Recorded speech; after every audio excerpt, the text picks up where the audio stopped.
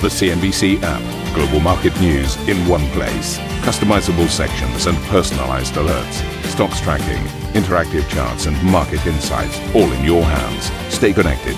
Stay informed. Download the CNBC app today.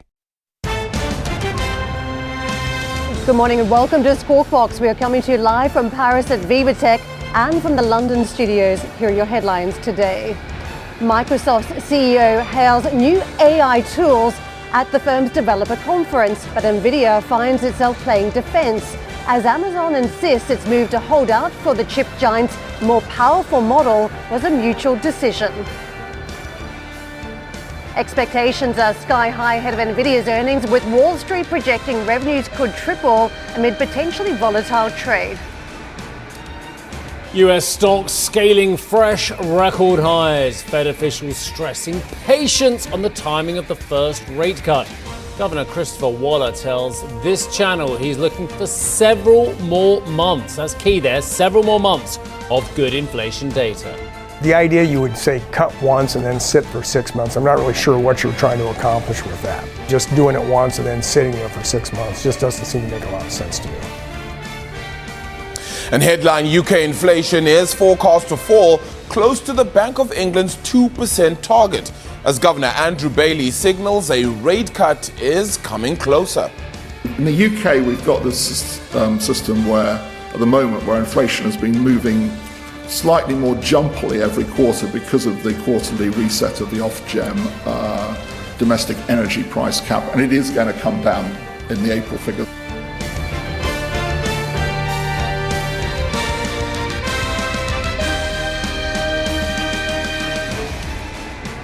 Good morning, everyone. As you can see, we're coming to you live from VivaTech in Paris this morning. It is a huge week now as we talk about AI. We're waiting it out for Nvidia numbers later on today. A string of companies will be presenting here. We've got Elon Musk appearing virtually, Linda Yaccarino over at X. We've got Baidu, Mistral AI, the big French startup, and Anthropic, and a number of big European regulators also attending to see what the landscape should look like around AI. But let's just get into some of the big news overnight from the AI story. And this is Amazon Web Services. It has changed existing orders for Nvidia's Hopper GPU chip to instead use the firm's upcoming Blackwell chips due for release later this year. The move has added to concerns that Nvidia may see a fall in chip demand over the summer as firms await the company's newest AI chip. Amazon said no chip orders were halted and that the decision to change the orders had been taken jointly with Nvidia. Now, Nvidia will report its first quarter numbers after the bell today, with revenue expected to grow nearly 250% on the year, with earnings per share to rise more than 400%.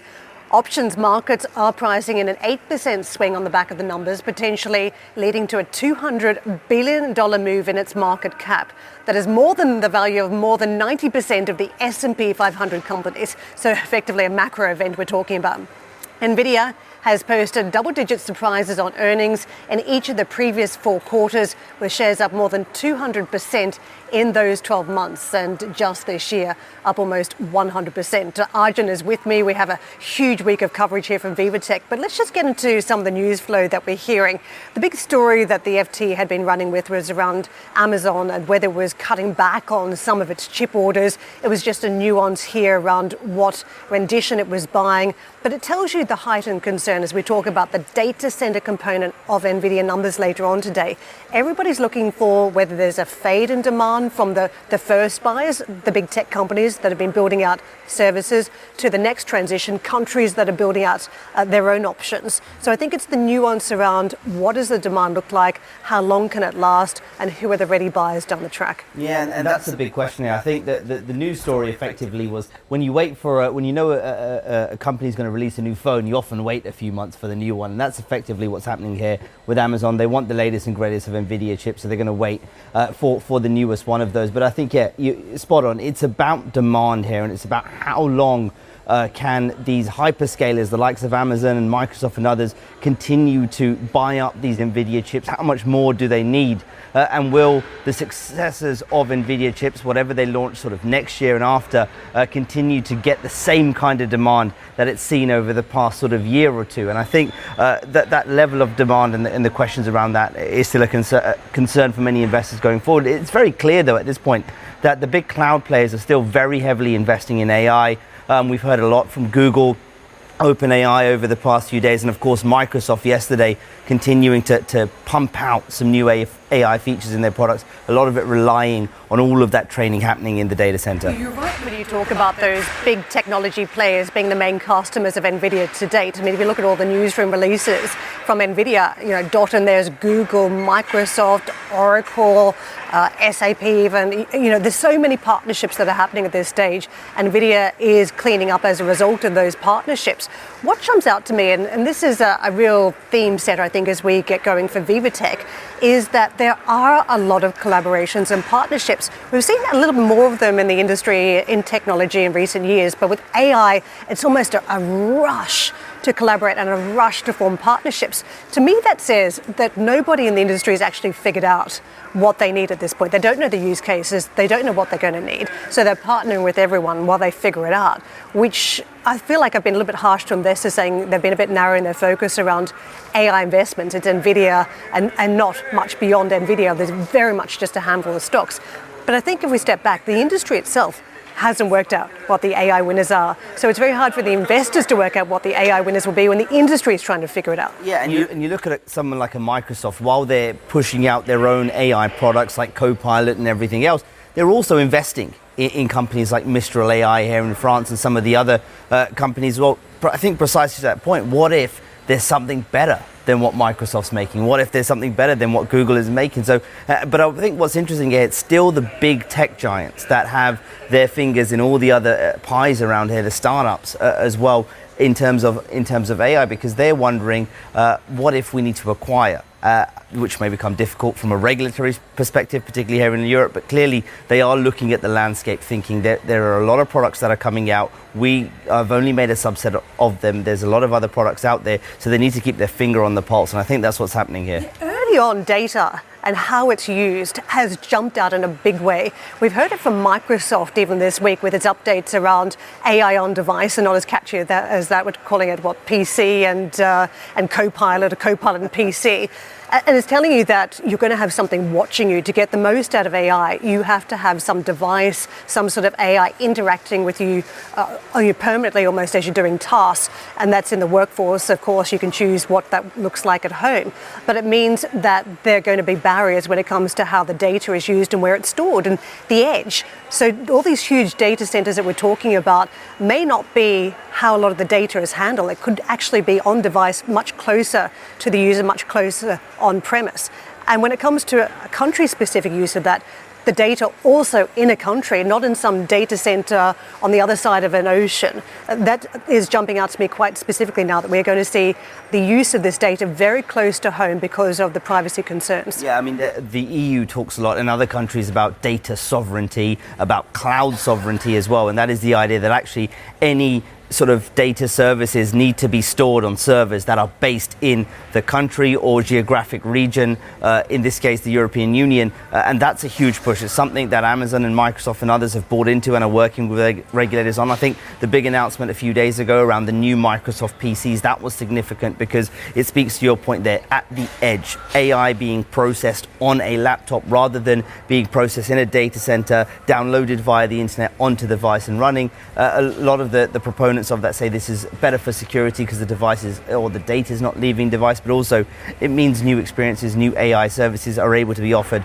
on device. So I think the release of the new Surface tablets with those souped up Qualcomm chips as well, based on ARM, around AI processes, was a big announcement from Microsoft, and I think it clearly shows the direction that hardware makers, whether at PC or mobiles, are going to be moving towards. The Microsoft news also showed that there will be disruption disruption to some jobs.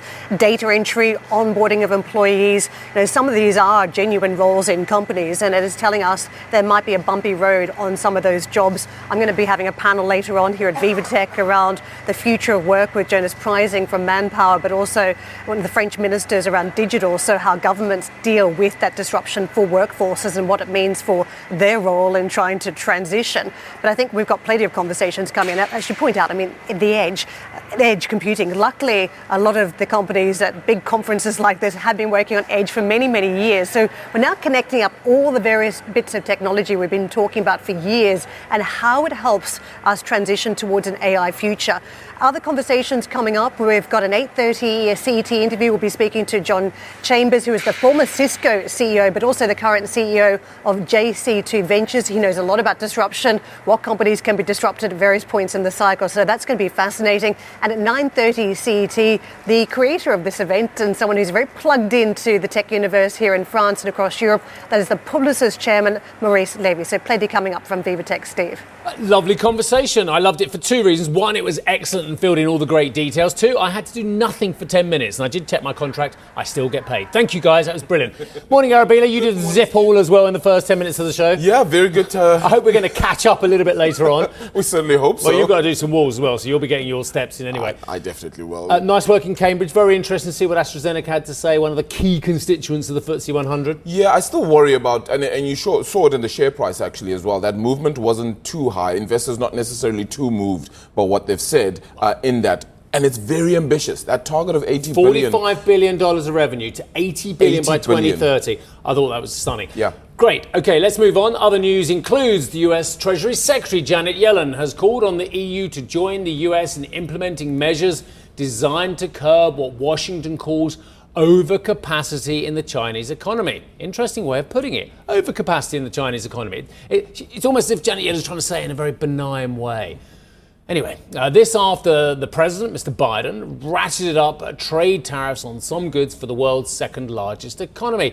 Janet Yellen spoke to, well, you just saw there a little glimpse, Wilfred Frost, previously of this parish, now at our sister channel Sky, before this week's G7 talks in Italy. We do think that the playing field should be level, and I've been frank that there are areas where we feel we're over-dependent on China for critical supplies, and it is our intention to develop a more resilient supply chain. Is your message here in Europe that European allies need to match the US in being tougher on China? I think we share common concerns, and they relate to the fact that China's economy is now very focused on huge investment in manufacturing, and particular advanced manufacturing, semiconductors, clean energy. And the consequence of that is they've developed massive overcapacity in clean energy industries. Their capacity to produce solar panels is twice total global demand. And the same is true for critical minerals, electric vehicles, electric vehicle batteries. And we feel in the United States we've passed the most important historic legislation to address climate change. We intend to have a clean energy industry in the United States, not one that dominates global production, but one that satisfies a meaningful portion of our own demand and also generates good jobs for Americans. And we don't wish to have that threatened by massive overcapacity in China that leads to dumping. And we're not the only country that feels that way. Chancellor Scholz has expressed similar sentiments. President von der Leyen. Sentiment, but perhaps not the same actions. You quadrupled sanctions on EVs last week. We did quadruple tariffs. Does Europe need to do something similar? I think Europe shares similar concerns. There are dumping investigations taking place in Europe with respect to electric vehicles. And I think we should not allow our burgeoning industries to be completely put out of business by Chinese industrial policy and overcapacity. Well, can't wait for our G7 coverage, not least the fact that it's out of Stresa, which is on Lago Maggiore, very near to Chernobyl, actually. That's our G7 coverage, which starts tomorrow. I think Charlotte leading the coverage there. In the meantime, Arabile, we actually heard a Fed speaker saying something very, very interesting, quite extraordinary yesterday. Yeah, we'll decide whether it's a thumbs up or thumbs down a little bit later. But coming up on the show Tuesday, saw another chorus of Fed speak then, with officials continuing to pour cold water over investors' hopes for an imminent rate cut, but maybe a different story here in the United Kingdom then. We'll get the April inflation print. That's at the top of the next hour, with analysts expecting it to finally fall near or even below the Bank of England's 2% target. Plus, we'll be hearing from a series of tech leaders then as we kick off our coverage from the Viva Tech Summit, as you've seen today. Karen will be speaking to the CEO of JC2 Ventures and the former head of Cisco, John Chambers, that is. That's coming up at 9:30 CET. Ambition to me is about doing better. I think ambition creates a pathway. Best advice I can give someone starting off a career is don't have a career, have lots of careers, try loads of different things. Talk to people and put your ambition out there. I don't feel that I've hit peak ambition because it's a learning journey. CNBC is where ambition meets opportunity. What does living ambitiously mean to you? Hear it from our CNBC anchors, reporters and global business leaders on CNBC.com.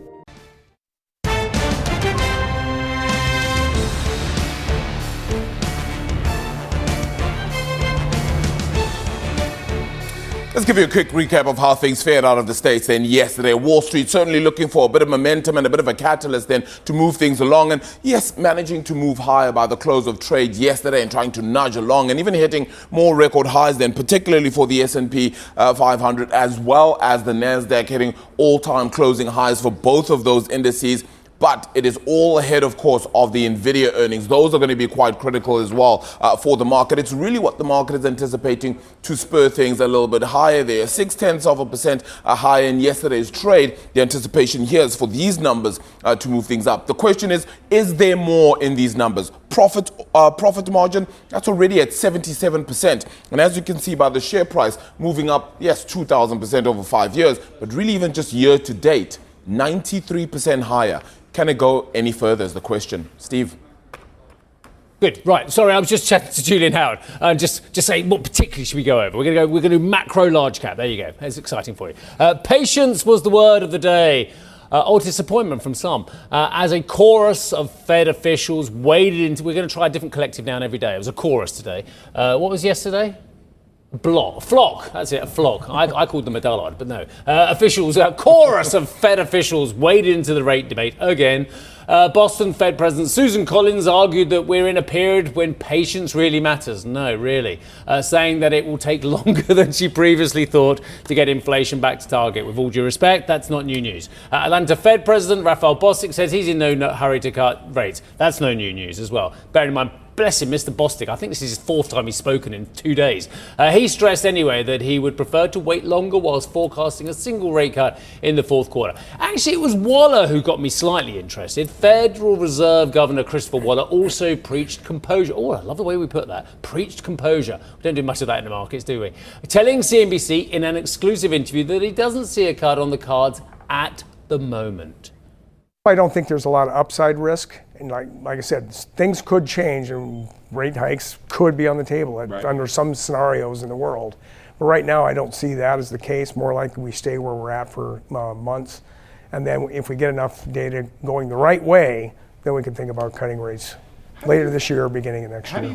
Mr. Waller, I was just saying, look, you like him, Mr. Waller. I thought he looked like the sports commentator, Steve Ryder. Our next guest says he looks more like younger Trichet. I like what you're saying there, Julian. Mr. Waller also pushed back against the notion that the Fed would reduce rates just once.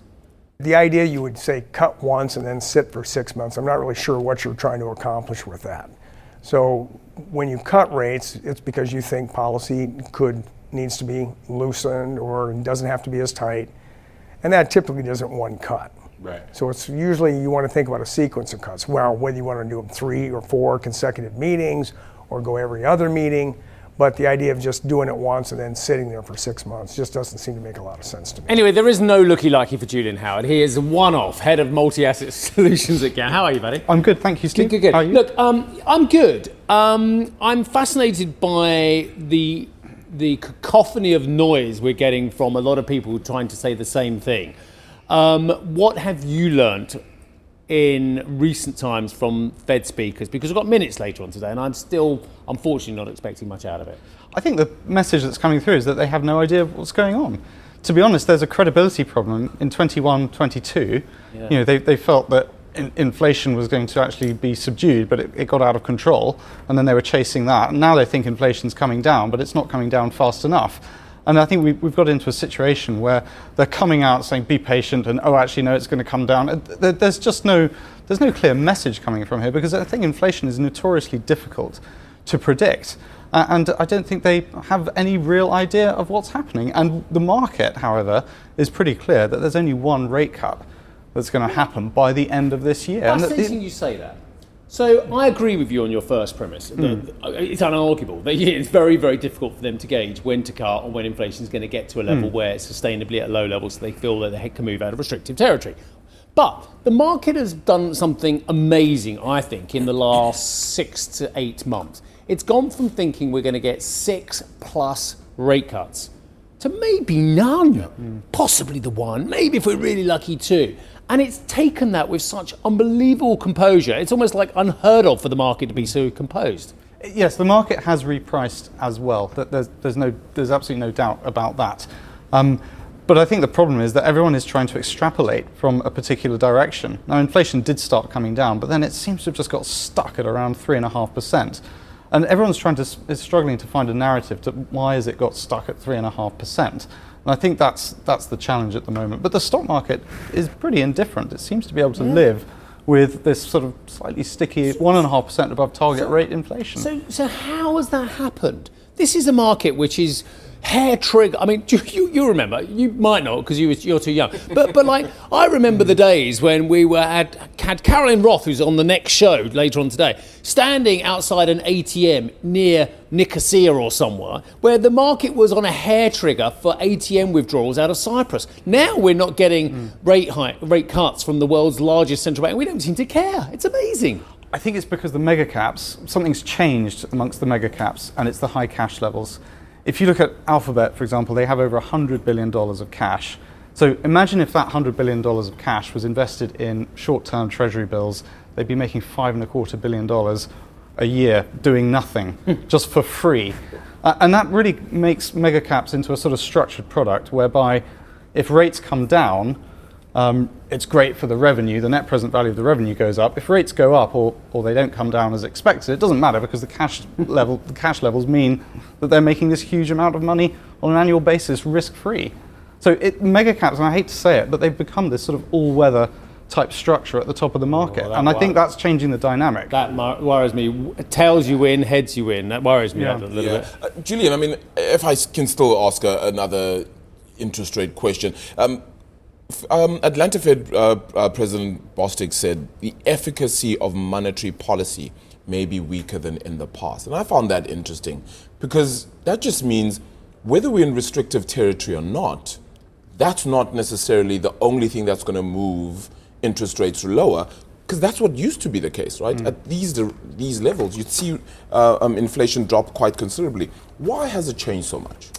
Well, I think one of the issues is that financial conditions are not correlating with the short-term interest rates. So short-term interest rates, 5.25%, that should be painful. But if you look at financial conditions, particularly, say, investment-grade spreads, they're at about 1.5%, above the US Treasury yield. You look at junk bond spreads, they're at only 3% above the US Treasury yield as well. So there's still a wall of money out there which is chasing cheap financing. You've had the S&P doing well because of AI. So on a lot of metrics, things are actually pretty good. And the 5.25% interest rate just isn't creating any pain. Probably the only sector where it's creating pain is real estate, actually. Yeah. Very interesting. I mean, you also spoke about the cash levels of some of these companies as well. And just look at Apple, right? And you just think of how much money there still is in there. Well, it buys you immunity because of the buybacks as well. Sure, but now where do you then spend that in future? Because we've just said the more they said they're going to spend on AI, the market batters you for it. Just look at the likes of Meta, SoftBank, everyone who says we're going to spend money on AI. Well, that hurts you. So what's the next for all of these companies? You know, that becomes the key question for them now. Well, it's going to have to be some kind of revenue drop, or if the AI story doesn't come through. I think that's the major risk, actually, that AI turns out to be hype. But I'm leaning towards that not being the case. This feels very different to blockchain, crypto. It feels like it's got longer legs. The amount of investment going into it, the way companies are adopting it, it's just got a different vibe to the sort of previous waves of innovation that we've had. Well, I mean, I kind of look at it like a bit like having your employees having a BlackBerry or a smartphone as it became thereafter, or every one of you having to have a .co.uk or a .com, or having to have an internet. These are things that every company's got to have. Every staff member has to have pretty much a mobile telephony so they can be on 24/7. Everyone's got to have a .com. Everyone's got to have an email address. But they're not necessarily going to drive revenue. They're just going to make you more productive and more efficient as a company. So I see it from a cost point of view. Is it necessarily going to drive better sales? I think it depends how it's adopted. And because it's nascent, we're still trying to work out how it can be taken up. There are firms who are using AI to manage their customer sort of emails, so their inbox, automating handling their inbox. One of the biggest frustrations is dealing with companies, dealing with chatbots. Oh, tell me about it. But if AI can create a human-like experience, and if you can get ahead on that, I think that's a massive edge. So it depends how it's adopted. With or without a Scarlett Johansson type voice, Yes. which is another huge issue, which we haven't even really covered on this show yet, but that's a huge issue. You've already given us a sneak preview of what you like at the moment, i.e. the mega cap techs are becoming all-weather. I get that. Let's park that. What else do you like at the moment for our viewers? Give them something tangible. Controversial, but I think China is really interesting, purely because it's so beaten up. We hit peak pessimism, I think, probably at the end of 2023. But there are clear efforts by the authorities to try and improve the situation. This initiative to buy up the apartment overhang, for example, I think that's interesting. And the way they're really trying to modulate it so that they don't create moral hazard. I think all of these things are improvements. Consumers are actually better than we think in China. If you look at sales in third and fourth cities, it's actually not too bad. Yeah. So I think all of these things together, against very, very pessimistic sentiment, I think that's potentially positive for Chinese equities. Thank you for listening to Squawk Box Europe Express. For more market-moving news, you can head to CNBC.com. Or join us again on the show with Steve Sedgwick, Karen Cho, and myself, Arabi Lekumete, weekdays on CNBC.